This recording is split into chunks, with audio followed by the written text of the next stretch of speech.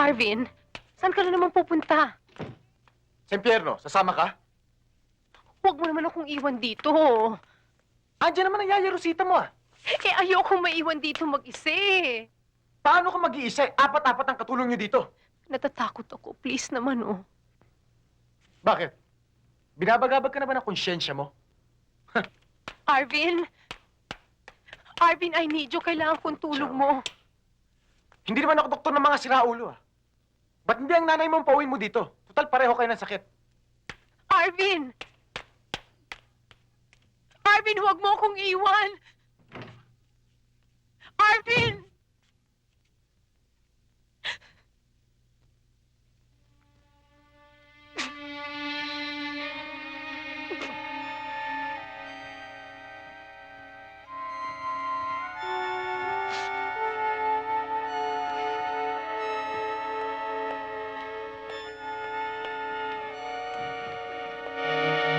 Maureen, pwede ba tayo mag-usap? Ano pang kailangan mo? Leave me alone. Maureen, please, kahit sandali lang. Bingi ka ba? Nakikita mo nang ayaw makipag-usap Huwag kang makikialam, ha? Hindi ikaw ang kinakausap ko.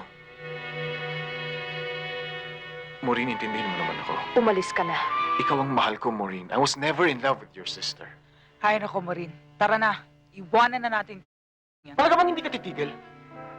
Maureen, please. Iiwan ko na si Gladys. Sumama ka na sa akin. Alam kong mahal mo pa rin ako. Napakawalang hiya mo talaga. Niloko mo na ako. Lolokohin mo pa rin pati ang kapatid ko. But I love you. Umalis tayo. Let's go to the States. You're really out of your mind. Malala na talagang tililing mo, Arvin. Bakit, Arvin? Ito bang pinagmamalaki mo sa akin? Itong lampang ito? Arvin.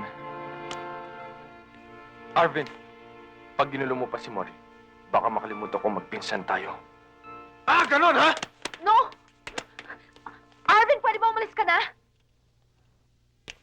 Talagang traidor ka, Troy. Noon pa man, alam ko nang may gusto ka kay Maureen.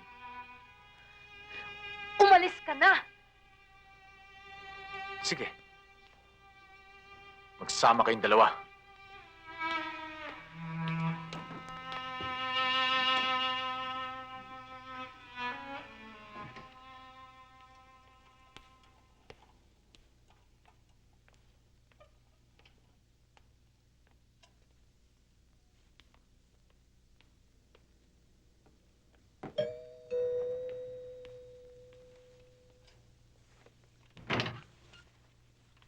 Teresa, ang daddy.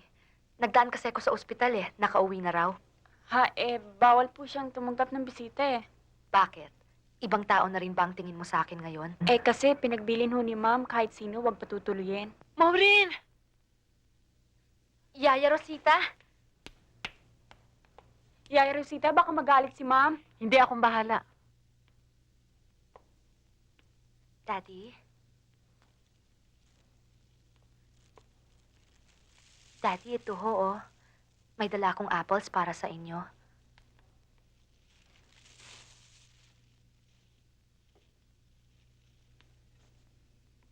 Anong ginagawa ng babaeng yan dito?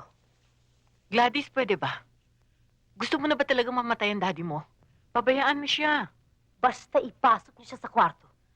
Huwag kang maramot, Gladys. Kahit na ikaw pang tunay niyang anak, wala kang karapatang pagbawalan ako na dalawin ng daddy. Kasalanan mo kung bakit siya nagkaganito.